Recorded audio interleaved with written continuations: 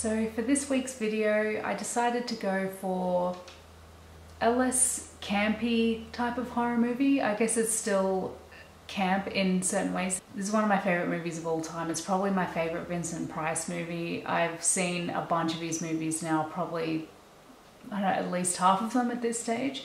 I even have a poster of it in my living room. I'll insert a photo of my living room setup, or at least the wall behind me where I have a couple of movie posters that I got framed. But I'll introduce myself. My name is Kim, and recently I have fallen in love with making recap videos of horror movies from the 50s. This is a recap, so there will be spoilers. Compared to my last couple of videos, I haven't felt the need to do a sort of trigger warning because there wasn't anything overly graphic in those films. House on Haunted Hill is a little bit heavier than those other videos, even though it does still have that slightly comedic element. There are themes of, you know, gun violence, there's murder, there's self-harm, there's taking of one's life, so I just thought I'd throw those triggers in there just in case. Okay, so the movie starts, the screen is completely black and we hear the sound of a woman screaming and a man laughing evilly or crazily. Just standard, like, creepy sound effects as well are happening. All of a sudden it zooms in on a man's face. This man's name is Watson Pritchard. He is the owner of the house in question. He says that since the house was built, 7 people, including his own brother, have died in it. He goes on to say that he's only ever spent 1 full night in the house and he almost died. He was found the next day, like, barely clinging to life.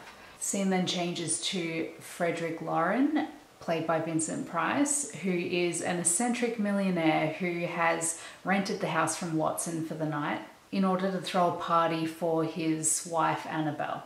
So he invites 5 guests to share in the celebrations for this party that he's throwing for his wife, with an added incentive. Being a haunted house, you know, not too many people would be that fond of accepting an invitation. So to make it worth their while, he says that he will give each of them $10,000 if they can last the whole night in this house. So the guests are as follows. We have Lance Schroeder, who is a test pilot. There's Ruth Bridges, who is a newspaper columnist who wants to do an exclusive about the house. You have Watson Pritchard, the owner. He's been invited to stay as well. There is also Dr. David Trent, who is a psychiatrist who specializes in hysteria. Finally, we have Nora Manning, who works for one of the companies that Frederick owns. And is it narcissistic that I think I look a little bit like her? Obviously an older version of her. Carolyn Craig was only 25 when this film was made. The scene then changes to Frederick and Annabelle. They're already at the house and they're getting ready for the party. And we see that they have quite the tense relationship, and that's sugarcoating it, really. Like, they pretty much hate each other, let's be honest. She pretty much admits that she, you know, has just married him for his money. He even offers her like $1 million or something to just leave, and she refuses because she obviously wants to inherit all the money when he dies. And Frederick believes she tried to poison him not that long ago, so he's basically saying, I'm onto you, I know what your game is. She wants that inheritance, she wants that money, and she wants it now. So Frederick goes down to meet the guests and introduce himself, because none of them have actually formally met Frederick. He goes over the ground rules. He says, yeah, as you guys know, I'm going to give you $10,000 each for those of you who stay the night. Just letting you know, the caretakers will be leaving at 12 midnight and will be locking the main door as they leave, so no one will be able to leave after midnight. Which I thought was a bit strange, because the whole reason that these people came to this party was so they could get the $10,000. You're not going to let them leave, like, you're going to lock the doors. Like, I don't really, well, then they don't get the $10,000, like, if they don't stay the night. So I don't really know why you're going to tell them that the doors are going to be locked. But I mean, we find out later that Frederick did want everyone to stay the full night, so that's why the doors were locked. But I mean, I just found it interesting that he told the party guests that. Pritchard gives everybody a tour of the house. He leads everybody into the cellar. One of the previous residents of the house actually installed a giant vat filled with acid, which he used to murder his own wife. The acid destroys hair and flesh, just leaving behind a skeleton. So everybody else heads back upstairs to, enjoy the party, have a drink, except for Lance and Nora. They stay in the cellar, they decide to explore a little bit. But there are all these doors, like the cellar's quite a big room, and there's seriously about 6 or 7 doors just like leading who knows where. They open one, it's a closet, they open another that reveals where the wine is stored. The next door that Lance walks into, suddenly the lights go out, door slams shut, Nora can't open it, and she turns to see a ghost. She runs upstairs, grabs all the other party guests as well as Frederick, and says, Lance went into this room, the door's locked, I can't get to him. So they all go back down into the cellar, they open the door, it's not locked anymore. They find Lance not really knocked out, but he is on the floor with an apparent head injury. Something hit him in the head. So they go back upstairs and he gets patched up. But yeah, something just doesn't smell right. This doesn't feel like an accident. So Lance asks Nora to join him in the hallway, and they're going to go back and investigate the cellar once more. Lance is rather curious about what's on the other side of a particular wall. He thinks that it could lead to a different room or perhaps even a hidden room. So while they're exploring the different areas of the cellar, Nora sees the ghost again. Lance quickly comes running when he hears her scream. She says that she saw the ghost again. He didn't see the ghost, so he doesn't believe her. She takes off in a huff back upstairs, and she ends up bumping into Annabelle. Annabelle shows her to her room and warns her that all of them are in danger. Annabelle leaves Nora's room and bumps into Lance in the hallway. They're chatting for a bit.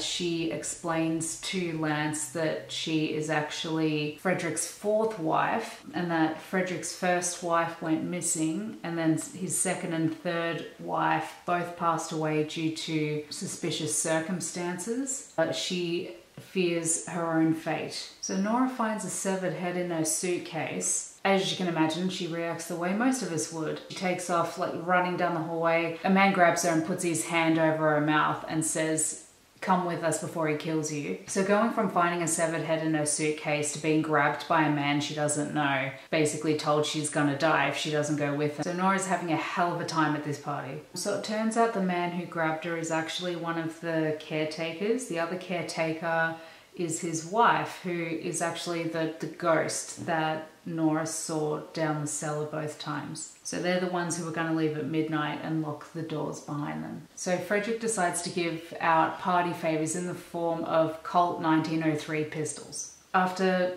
graciously accepting these party favors, Nora tells everybody about the severed head she found in her suitcase. They all go upstairs to investigate. Pritchard opens her suitcase and sees that there's nothing in there. There's just her clothes. The head has disappeared. Very understandably upset, she screams at everybody to get out of her room and just to leave her alone. She undoubtedly probably feels like she's losing her mind. A little bit of time passes. After everybody gives her a little bit of breathing space, Lance decides to go and see if she's okay. Lance knocks on Nora's door. She doesn't answer, so he lets himself in. She's not in her room at all. And he checks the door to the closet, and that's where he finds the severed head that she was talking about. He takes the severed head downstairs to where Pritchard is, to confront him. What do you know about this? You're talking about people who were murdered in this house. Look what I found. But at that moment, they hear a woman scream. They run to the staircase and they see Annabelle hanging from a rope. So apparently she has taken her own life. However, both Lance and David's kind of get to her at the same time, and they both notice that there was no perch or ledge. So how could she have done this herself? Lance starts to think that this could be a murder disguised as a suicide. Nora makes an appearance. She'd been gone for a little while at this point. She goes to Lance and says how she was strangled and left for dead by an unknown assailant. But she's kind of thinking that it could be Frederick, just because he's been really weird like in that typical Vincent Price, equally charming and equally creepy kind of vibe that he's been giving off all night. So she kind of like alludes that it could be him. And that's when Lance tells her that Annabelle is dead. And he starts thinking, you know what, I reckon Frederick is probably behind that as well. And they start thinking that Frederick could be behind both attacks. So all the guests plus Frederick, they decide to have a meeting in the living room. But before he goes downstairs, Lance says to Nora, you know what, if the person who strangled you thinks that you're dead, maybe you should stay out of sight and let them think you are. Everyone in the living room, they come to an agreement. They will all go to their own rooms and stay in their own rooms and shoot any intruder. If you're innocent, you're just going to stay in your room all night and you're not going to leave. However, if you're the killer, you're going to be walking around entering in people's rooms and either A, getting shot yourself, or B, revealing your guilt, basically. Because why else would you be entering other people's rooms? Lance checks on Nora and advises her to continue hiding, because again, he still believes that Annabelle was murdered and he is determined to find another way out of the house so that he can go and contact the police. So he leaves Nora's room, he heads down the hallway, he notices this sort of like strange looking wall that he suspects could lead to a hidden room. And that's exactly what happens. He ends up opening this secret door, finding a hidden room, and then getting locked inside. I'm not super happy with how my eyeliner's looking, but we're just gonna roll with it. Meanwhile, back in Nora's room, sees the ghost of Annabelle dangling from her window. As you can imagine, she screams and runs. She sees another apparition of Annabelle hanging in the stairwell. I forgot to mention, as she runs out of her room, she grabs her pistol as well. And she eventually heads downstairs. Dr. David goes to Frederick's room and says that he heard the sound of footsteps. David believes that the killer is out wandering around and that rather than staying in their rooms like they first agreed upon, that maybe him and Frederick should split up and search the house and look for the killer first. Like kill the killer before they can kill again. So Frederick heads towards the cellar. Meanwhile, David goes into the room where they laid Annabelle's body. Turns out Annabelle is alive and she used a hidden harness to stage the murder disguised as suicide. Sorry about that. I've been talking so long my card was full, so I had to move some of the files onto my computer.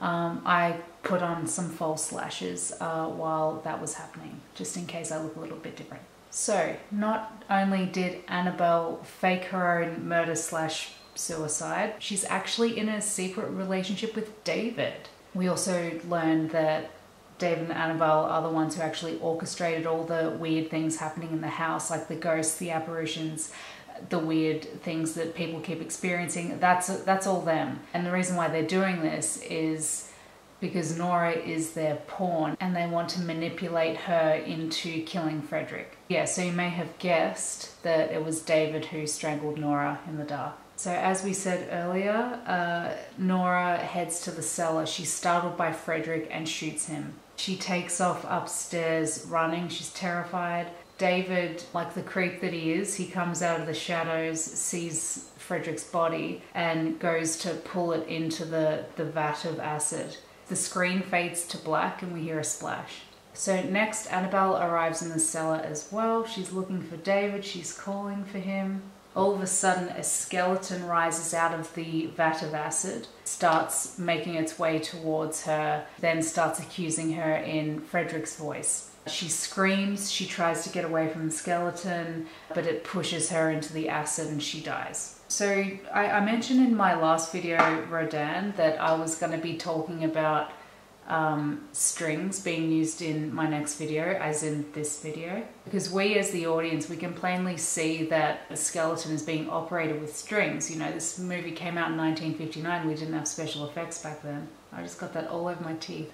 Let me get the lipstick on my teeth before I continue talking. I'm worried I'm gonna have lipstick all over my teeth by the end of this video, but we'll just soldier on, okay? Back in the day, I wonder if it was just expected that the audience would understand that for the sake of the story, to ignore the strings, that the skeleton is moving by itself. However, after Annabelle falls into the acid, Frederick comes out of the shadows and he's holding this device showing that he was actually puppeteering, I think is the correct word. He was controlling the skeleton is what I'm trying to say. He's got this device where all the strings that are attached to the skeleton are fed into, and he's like operating it. And then you could argue, okay, well, how come Annabelle didn't see the strings then, if it turns out the skeleton is in fact attached with strings and being operated by somebody? Upon saying that, I just realized I forgot to mention that when Annabelle enters the cellar, the lights suddenly go quite dim. So it does stay light enough for the audience's sake so that we can see what's happening. I guess from Annabelle's perspective, she could not see the strings attached to the skeleton. Frederick says, "Good night, Doctor, good night, Annabelle." And we realize that he knew about their affair all along and knew that they were plotting to kill him. The remaining guests managed to free Lance from the hidden room. Nora tells Lance that she shot Frederick, so they all run downstairs to the cellar and see that Frederick is alive and well. Frederick says he loaded Nora's gun with blanks, and then he explains the situation between David and Annabelle, how they were having an affair and plotting to kill him. He says how they both met their fates in the vat of acid. However, he doesn't exactly confess to pushing them in. Instead, he just says that he's ready for justice to decide whether he's innocent or guilty. The film ends with Pritchard still believing that the house is haunted, and now there are 9 ghosts instead of 7, and that he might be next. As I said at the start of the video, this is probably my favorite Vincent Price film. Vincent Price is just one of those actors who is equally creepy as he is charming, and he just does this genre so well. All of the movies of his that I've seen, I've never been disappointed. They've all been fantastic, and he plays each character so well. Yeah, I just have nothing but great things to say about this movie.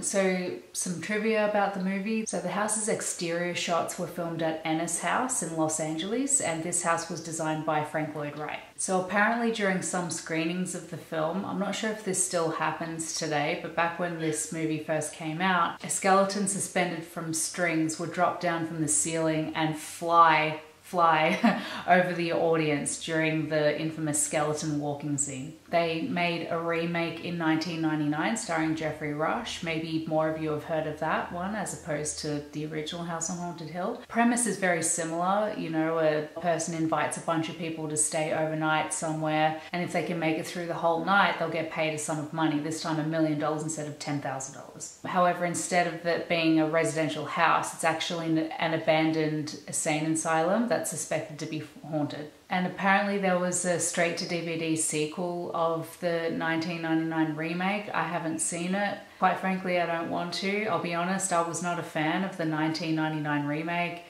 One thing I thought was interesting about this film as well is that pretty much everything was explained except the severed head, whether it was real or fake. And also the scene where Nora sees Annabelle's ghost the second time, a hand reaches out and tries to grab her, and this hand looks like a creepy kind of monster hand with claws and everything. They don't really explain that either. I'm guessing that was David, and maybe he was wearing a fake hand or something to try and scare her. But yeah, so at the end of the day, House on Haunted Hill ain't haunted. Oh, well, supposedly. Anyway, thank you all so much for watching. I hope you all enjoyed my recap of this movie. Have you seen this movie? Do you think you'll go and see it? It's great. And with that said, I'll be talking to you all again next week. Bye.